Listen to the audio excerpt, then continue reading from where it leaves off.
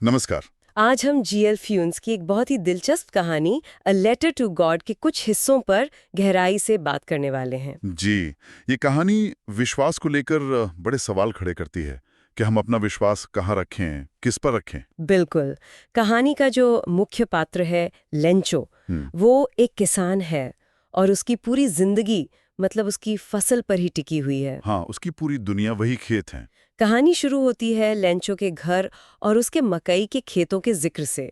फसल अच्छी दिख रही थी, उम्मीद थी बढ़िया पैदावार की। जी, बस एक चीज की कमी थी, बारिश। हाँ, धरती को बस एक अच्छी बौछार चाहिए थी। हम्म, और लेंचो वो आसमान की तरफ बड़ी उम्मीद से देख रहा था। इंतजार कर रहा था। फिर बारिश शुरू होती है। शुरू में लेंचो बहुत खुश होता है। वो बारिश की बूंदों को कहता है नए सिक्के। अच्छा, मतलब जैसे पैसा बरस रहा हो। हाँ बिल्कुल। बड़ी बूंदें 10 सेंट के सिक्के और छोटी वाली वो 5 सेंट की।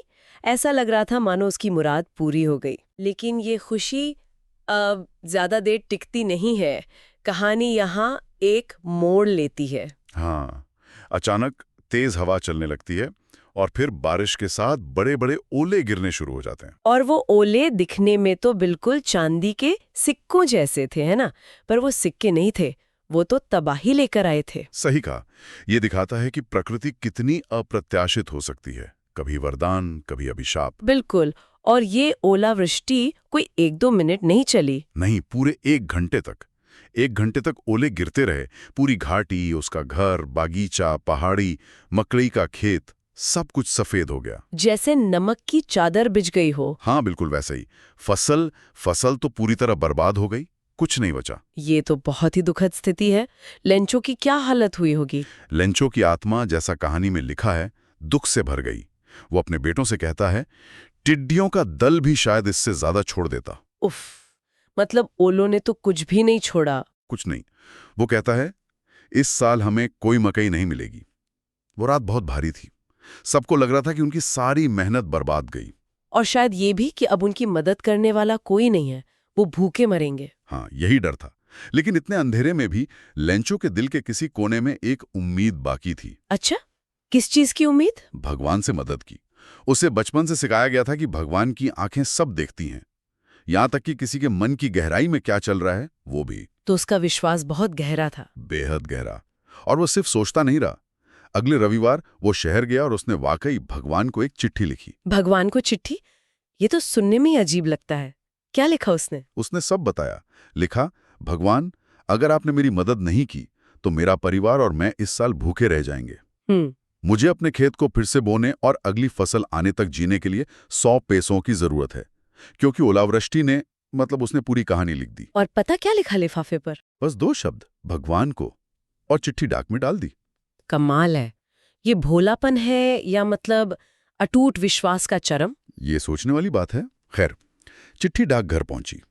वहां एक कर्मचारी जो पोस्टमैन भी था, उसने ये पता देखा। जाहिर है हंसी आई होगी उसे। हाँ, वो खूब हंसा। फिर वो चिट्ठी अपने बॉस पोस्टमास्टर के पास ले गया। पोस्टमास्टर एक मोटा मिलनसार सा आदमी था। वो भी हंसा होगा पहले तो। हाँ, पहले तो वो भी हंसा, लेकिन फिर अचानक वो एकदम गंभीर हो गया। लेंचो के विश्वास ने उसे चौंका दिया। उसे लगा होगा कि ऐसा विश्वास भी होता है दुनिया में। बिल्कुल। वो बोला, क्या विश्वास है, काश मुझ में भी इस आदमी जैसा विश्वास होता जिसने भगवान के साथ पत्र व्यवहार शुरू किया। ये तो बड़ी बात कह दी उसने। हाँ, और फिर उसने सोचा कि इस लिखने वाले का भगवान में विश्वास बना रहना चाहिए, ये टूटना नहीं चाहिए। अच्छा, तो उसने मदद करने की सोची। हाँ, उसने फैसला किया कि वो इस चिट्ठी का जवाब देगा। लेकिन जब उसने चिट्ठी खोली, तब पता चला कि मामला सिर्फ शुभकामनाओं का नहीं है। सही, पता चला कि जवाब देने के लिए नेक नियति, स्याही और कागज से कुछ ज्यादा चाहिए। पैसा चाहिए था, पूरे 100 पैसों। जो लेंचो ने मांगे थे। हाँ, अब पोस्टमास्टर के लिए मुश्किल था। उसने अपने कर्मचारियों से पैसे मांगे, खुद अपनी तनख्वाह का एक हिस्सा दिया। और शायद दोस्तों से भी मदद ली। हाँ, कई दोस्तों को दान के इस कार्य में योगदान देने के लिए मनाया। लेकिन फिर भी 100 पैसों इकट्ठा करना नामुमकिन सा लगा। तो वो पूरे पैसे जमा नहीं कर पाया। नहीं, वो किसान को आधे से कुछ ज्यादा ही भेज सका, करीब 70 पैसों। अच्छा, 70 पैसों। उसने वो पैसे एक लिफाफे में डाले, लेंचो का पता लिखा और अंदर बस एक शब्द का हस्ताक्षर किया, भगवान। जैसे कि जवाब सीधे भगवान की तरफ से आया हुआ। ये भी एक तरह की नेकी ही थी। बिल्कुल। अब अगले रविवार लेंचो फिर डाकघर आया। पूछने की क्या उसके लिए कोई चिट्ठी है? उम्मीद के साथ आया होगा वो। हाँ, पोस्टमैन ने खुद उसे वो चिट्ठी दी। पोस्टमास्टर भी वहीं से देख रहा था। लेंचो ने लिफाफा खोला, पैसे देखे। और क्या वो हैरान हुआ, खुश हुआ? हैरान? बिल्कुल नहीं, जरा भी नहीं। उसका विश्वास इतना पक्का था कि उसे पैसे मिलने पर कोई हैरानी नहीं हुई। गजब का विश्वास। लेकिन जैसे ही उसने पैसे गिने, वो गुस्सा हो गया। गुस्सा?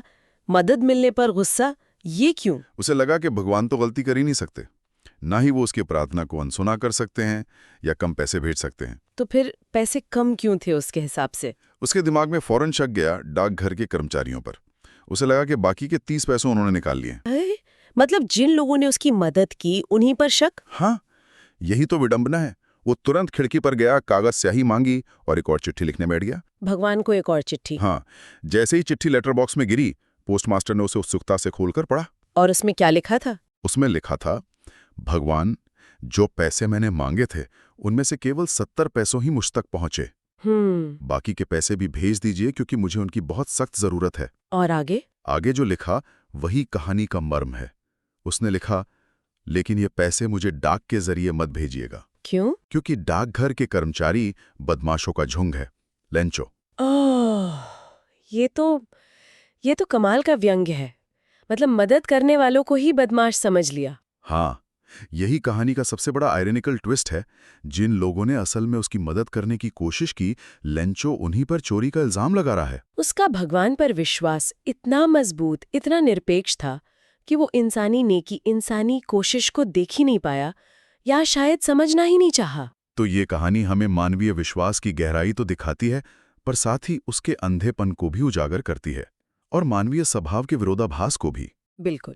लेंचो का विश्वास अपनी जगह अटूट है, पर वो उसे उन लोगों के प्रति अंधा बना देता है जिन्होंने वास्तव में उसकी मदद की, भले ही पूरी तरह नहीं, पर अपनी क्षमता के अनुसार तो की। कहानी को सवाल हमारे मन में छोड़ जाती है, जैसे क्या लेंचो जैसा अटूट, शायद कुछ हद तक भोला विश्वास हमेशा अच्छा होता है?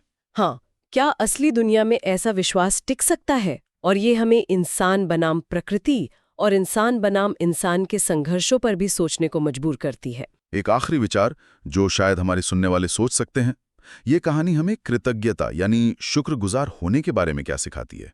क्या हमें सिर्फ एक अंधे की शक्ति का आभारी होना चाहिए, या उन इंसानों का भी जो जाने अनजाने, शायद अधूरे ढंग से ही सही, उस अच्छाई का माध्यम बनते हैं? ये गहरा सवाल है जिस पर सोचना चाहिए।